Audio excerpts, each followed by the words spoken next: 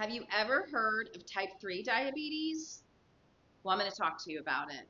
I'm sure you've heard of type 1. That's juvenile diabetes. That means you're dependent upon insulin and you have to take insulin injections.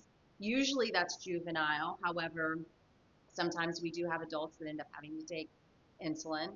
And then you have type 2 diabetes, which is very common here in the US. But you also may have heard, or maybe you have not heard, of type 3 diabetes. And you'll often hear, if you've heard of that, you'll often hear that that is also AKA Alzheimer's.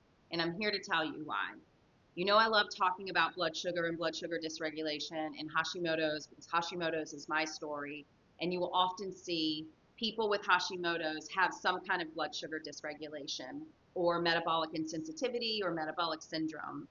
And probably the reason why, we can't say one leads to the other, but anytime you have increased blood sugar in your system and there's excess blood sugar floating around in your blood, that's going to increase inflammation. When you have this excess inflammation floating around in your system, you end up with things like insulin resistance, pre-diabetes, you end up diabetic. There's all sorts of things that inflammation can lead to, not just autoimmunity, but it can also lead to disease. Inflammation is really the foundation of most of the chronic illness, or I'm sorry, all of the chronic illness that you see here in the world. It's too much inflammation in the body. Toxic load is too high.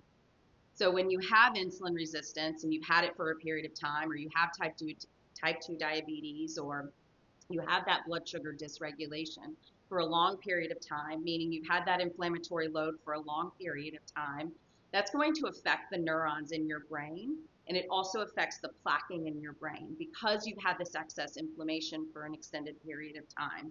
And so what does that excess plaquing in the brain lead to? It leads to things like Alzheimer's, which nobody wants. I mean, the rate of Alzheimer's and dementia is skyrocketing in the baby boomers generation.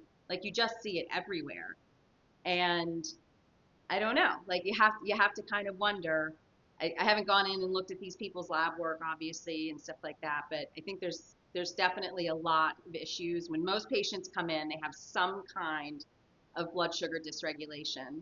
And remember, when you're going to get your physical annually, usually they will pull a fasting glucose and an A1C. They do not normally pull an insulin, which is, it literally costs a couple dollars to run the test.